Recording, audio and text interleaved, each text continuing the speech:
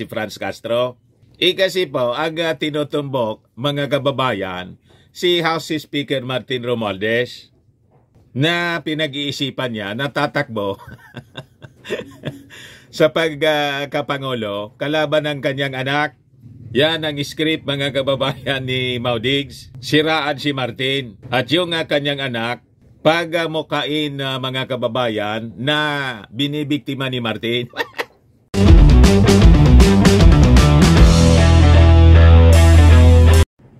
Yung strong leader, mga kababayan, ng mga DDS, si Maudigs, nagpalit na ng trabaho. Ano niya, Mr. Maravillas, yung bagong trabaho ni Maudigs? Naging boy abunda na po. Naging marites na po. Pinanindigan na yung pagiging marites. At hindi lang marites, worse, naging destabilizer na ng ating gobyerno. Grabe naman pala niya, Mr. Maravillas. Ito na ngayon yung kanyang ginagawa. Kaya napilitan si Martina sagutin yung walang tigil na pagmamarites ni Maudigs na yung anak niya daw si Inday pinai-impeach. Sabi ni Martin Romualdez, wala man anyang ganon. Pati nga yung ibang mga congressmen, nauna na nagsabi, si Congressman Dalipe, saka si Congressman Erwin Tolfo, wala mang anyang ganyang nangyayari rito.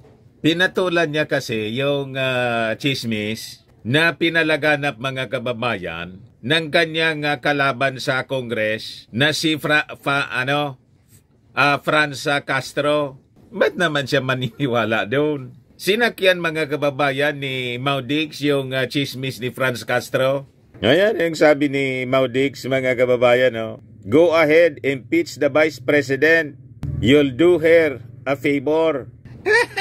Sabi ni Martin, wala man ang niyang ganyan. Kasi ang itinuturo po, yung House leadership. Ito po yung sabi ni Martin Romualdez. Speaker Romualdez denies impeachment moves versus Sara Duterte at House. Hindi matunawan po si Maudigs kung ano-ano na lang po ang pinapalaganap na kwento. Pati yung military, saka polis, ginagatungan. Kaya pati yung PNP, mga kababayan, nagsalita na rin. But before ko, mga kababayan, ibigay sa inyo yung full story ng mga intriga at marites na pinapalaganap ni Maudigs, click subscribe muna dito sa ating YouTube channel and hit the notification bell po para lagi kayong updated na mga kaganapan dito sa ating bansa. Yung mga makatotohanang balita po, hindi yung mga intriga at mga marites. Kumbaga intriga, marites, babasagin natin po dito. Like and share na rin po ninyo ng ating video para marami yung makapanood. At wag na din po ninyo, mga kababayan, na skip yung ating mga commercial ads para tuloy-tuloy lang ang pag-unlad ng Bagong Pilipinas. Sa mga naghahanap po ng malinis and spacious fitness gym, bumisita lang po kayo sa aming Colossal Fitness Gym.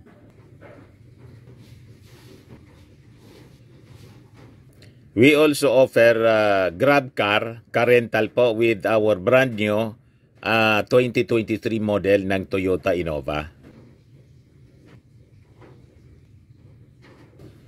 We also accept booking for those who are planning to travel via PAL and Cebu Pacific, and bills payment po for Meralco bills, PLDT, etc. Ang Colossal Fitness Gym po matatagpuan sa 3rd floor ng Security Bank Building, Lanco Business Park, Legazpi City, Albay. For your inquiries, look for Gilon Maravillas. Contact number po niya 0966-802-0949.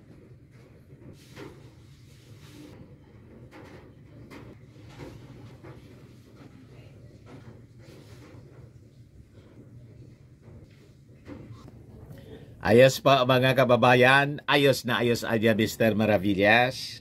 Ito, mga kababayan, si Maudigs. Pinatulan yung fake news ni Franz Castro na nagsabi na may galawan daw sa Congress yung leadership po ng Congress para impeach po si Inday. Bakit naman anya Mr. Maravillas pinatulan ni Maudigs yung sinabi ni Franz Castro? Di ba niya kaaway niya si Franz Castro? Kasi po, ang tinutumbok mga kababayan, si House Speaker Martin Romualdez na pinag-iisipan niya na tatakbo sa pagkapangulo kalaban ng kanyang anak. Yan ang script mga kababayan ni Maudigs. Siraan si Martin at yung kanyang anak pagmukain mga kababayan na binibiktima ni Martin. Ganon ang agenda ng matanda. Kaya pinapaniwalaan niya yung sabi nga ng leadership ng Congress. Fake news niya. Ayaw tantanan po ni Maudigs. Pure propaganda po. Sabi niya, go ahead, impeach the Vice President. Pa-victim effect po. You'll do her a favor. Alam mo bakit kung gagawin niyo yan? Pagtakbo, kung tumakbo si Inday, maski walang partido, magpresidente na yan. The presidency is a gift from God. Sabi mga kababayan ni Maudigs. So malinaw, mga kababayan, ang intensyon niya, itaas yung kanyang anak kasi lumubog po yung popularity. Saka kanasa mga kababayan ng confidential funds. Gusto niya na ipamuka sa mga tao, i-brainwash yung mga mamamayang Filipino na pinagkakaisahan yung kanyang anak ng Kongreso. Wala man pong ganon. Chismis man lang po, intriga. Naging boy abunda na po yung si Maudigs. Kaya hindi na po makatiis, mga kababayan, si Speaker Martin Romualdez kahit na nasa Amerika, piniperwisyo. Kaya sabi niya, wala man anyang ganon na impeachment moves laban sa Vice Presidente. Pinagdududahan niya kasi mga kababayan si Martin na kakandidato sa pagkapangulo. Ano naman halimbawa pa.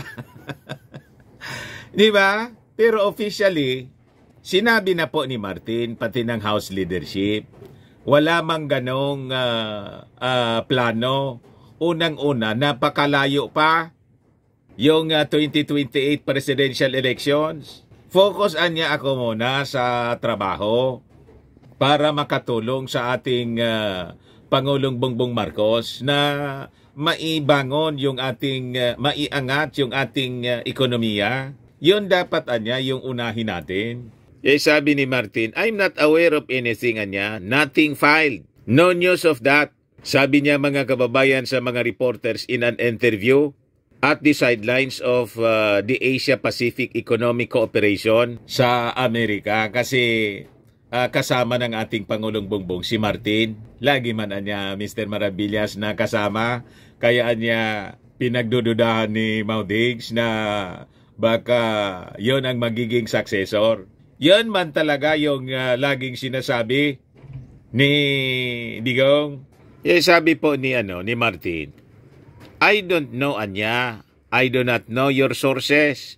But there's nothing in the offing. Nothing in general. Ngayon, sabi nga po ng mga congressmen, fake news anya yan. Sabi ni House Majority Leader Jose Dalipe.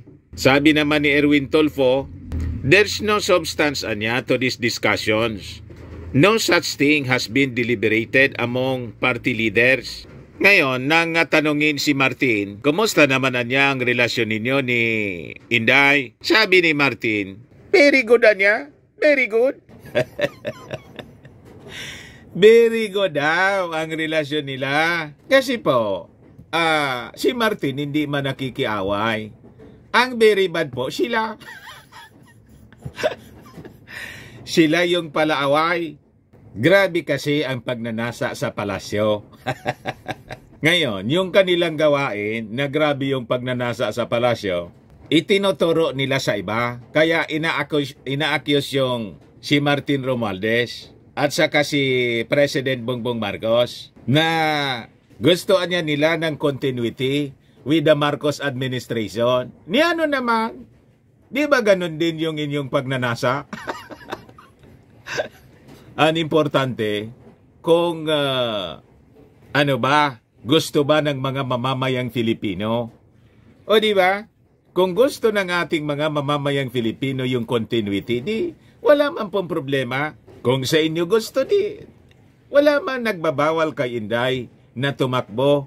Maganda nga yung tandem na binubuo ni ini-endorse ni Harimau. Yung maganda niyang tandem siguro. Inday Sara Duterte for President, tapos Amy Marcos for Vice President. Approve! Di ba?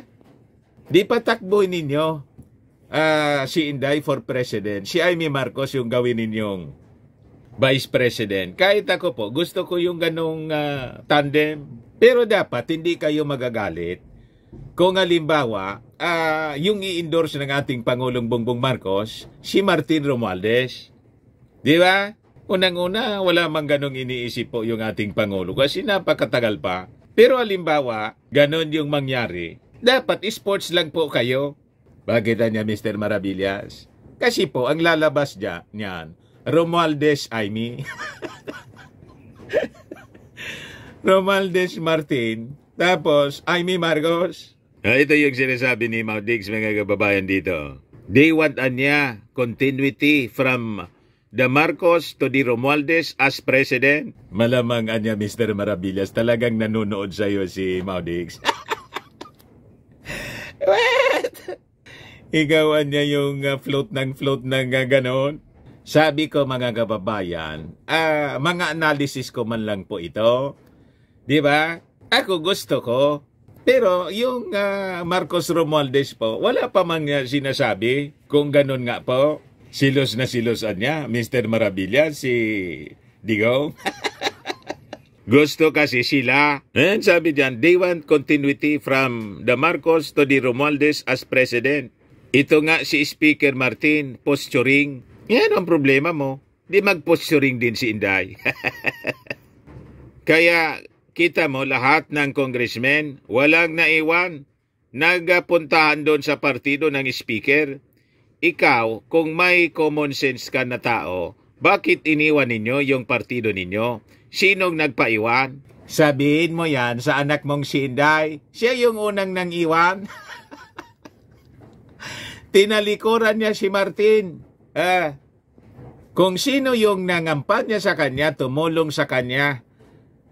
Nagpasalamat pa nga si Inday kasi wala na siyang ginawa kundi magsalita lang sa stage. Sagot lahat ni Martin. Yung kanyang pagkain, yung kanyang security. Sasalang na lang siya sa stage. Kaya siya nanalo. At yung Partido Lakas, yun ang kanyang sinakayan para manalo. Pagkatapos bigla niyang tinalikuran kasi nag-ambisyon si Ilo Garci. Nag-resign as member, official po ng Partido Lakas CMD. Kaya, Maudig, sabihin mo yan sa anak mo, sino ang unang nang iwan? Di ba? Ito mga congressmen.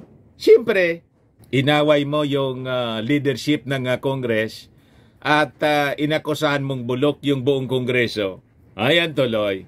Umalis yung mga members mo sa CCP, PDP laban.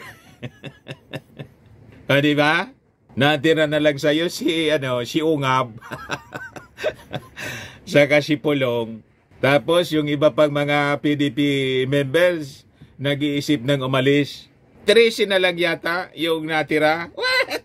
At paalis na rin mga kababayan. Sasama na kay Martin. Ngayon mga kababayan, other than pagmamarites mga kababayan ni Maudigs, pati yung military at PNP, ayaw tigilan sa kanyang pag-intriga. Kaya po, hindi na matiis ng PNP. Nagsalita na po yung spokesperson. Ito po. Sabi po ni Colonel Jane Fajardo, kasi sabi ni Maudigs dyan, ngayon, bantayan ninyo ang military pati pulis. Kayong nakikikotsabo diyan sa Congress, hindi ko kayo tinatakot, pero bantayan ninyo ang military pati pulis. Ang sakit ng puso niya, ilan ang namatay at pinatay ninyo? Destabilization. Bakit? Ano? Why would I urge the military? Anong pagtingin mo sa mga military, Bobo? Matindi po yung mga lumalabas na pananalita sa bibig ni Maudigs. O ngayon, sagot po ng PNP. On the part of the PNP, hindi tayo makikilahok sa anumang attempt na i-destabilize itong ating government. Bagamat sabi ko nga, ang PNP ay nakahanda para i-defend ang security at sovereignty ng ating bansa, but this political issue sana ay wag na masama pa yung PNP. Mayroon tayong mandato na i-enforce yung ating mga batas, but kagaya ng sinabi ko kanina, na as an institution, ang PNP po 100% behind this administration. Ayun, basag ngayon si Maudigs sa kanyang mga pang-intriga. Dinidestabilize po yung ating administrasyon sa walang tigil na pang-intriga sa PNP at sa ating military. Diyanaan yan na Mr. Maravillas ang epekto. Wala man yan na epekto po sa administrasyon ni President Bongbong Marcos. Matatag po ang ating administrasyon. At sabi ng Armed Forces, they are committed, mga kababayan, to follow the chain of command. Mga professionals po sila. At hindi sila pagagatong sa mga ganitong ginagawa ni Maudigs. Ang epekto nito, mga kababayan, lalong lulubog yung trust ratings ng kanyang anak na si Inday. Kasi po, siyempre, lalo na to turn off yung mga mamamayang Filipino. Kahit basahin po ninyo sa mga reactions ng mga viewers natin dito. Turn off sila. Dati gusto nila si Digong at si Inday. Ngayon po, ayaw na nila. Never again na niya kami. Martin Romualdez na niya kami. Basahin ninyo po, mga kababayan, sa mga reactions dito sa ating video. Ganon ang mababasa po ninyo. Kaya ituloy mo lang yan, Maudigs. Araw-arawin mo yung pagmamarites at pang-intriga.